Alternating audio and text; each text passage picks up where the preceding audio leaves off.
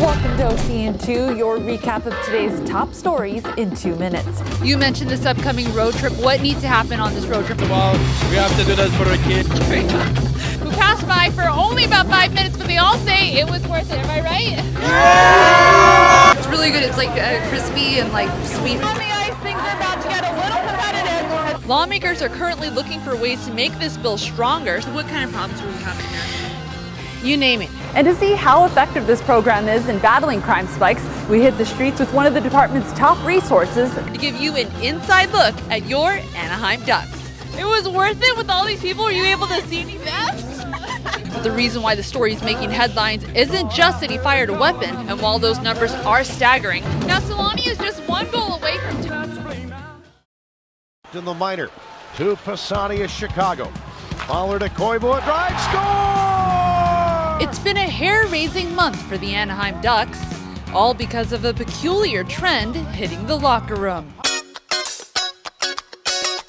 That's right, the mustache is making a comeback, at least for the month of November. There's some bad ones out there. Did you see Cam Fowler's? Oh no, you didn't see it because you can't see it. A lot of guys jump on right away, and then you get about a week, 2 weeks into it, and then all of a sudden it's not such a good idea. The look is cropping up on faces across the NHL, including 12 members of the Anaheim Ducks, who joined in support of Movember, an international campaign to raise awareness for men's health.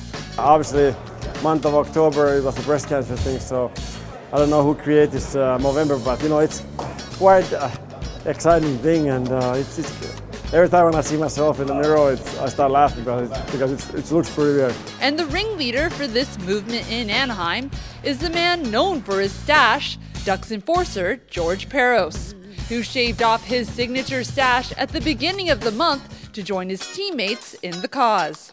It was hard. I was conflicted, but when I found out how many guys on our team were going to be participating, I knew I had to shave it, and it was the right move because, you know, getting a lot of awareness for the cause. And while Peros has had no problem growing his stash back, some of his teammates haven't been as fortunate. You know, it's something I've been trying to grow since the beginning of November. Obviously, facial hair isn't my forte. The worst one, it's got to be Corey Perry for sure, especially when he's blonde, so you can't even see it. And despite some of the results, the entire team had fun raising awareness for men's health, and some might even keep their new look. It's possible. I think a couple of guys might extend it for another couple of days anyway. Tamu's been thinking about keeping it, so we'll see. For the Orange County Register, I'm Tanya Lyon.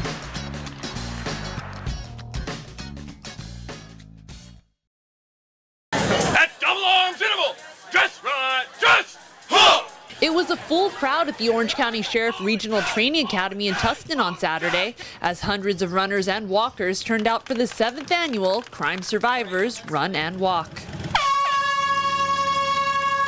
There is life after victimization. And today, it's about awareness, it's about prevention, it's about survival. It really is, you know, a blessing when we can assist crime survivors and crime victims. And so you see a lot of law enforcement here today, and that's why they're here. I did my best. But before the event got started, the survivors present were honored with a special ceremony.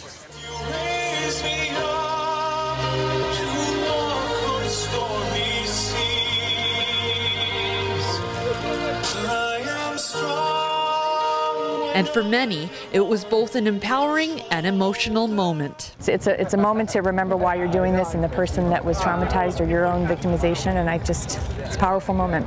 Coming to an event like this and seeing that there's other people that maybe even have it worse than me, I gotta be grateful. I just gotta be grateful and thank God every day. But the event wasn't just a celebration of survival, it was also a celebration of the rights victims now have under Marcy's law. That Marcy's memory will always be bright in the eyes of victims. Thank God now we have Marcy's law, so victims have their rights, and we see prosecutors and police and sheriffs and victims coming together to make sure that the system works for victims' families. It's an effort to unite together to provide as many resources to victims that we can, that they don't have to live a victim's life. I was victimized, but I'm a survivor. I'm not a victim. To learn more about victims' rights and how you can help, visit crimesurvivors.org.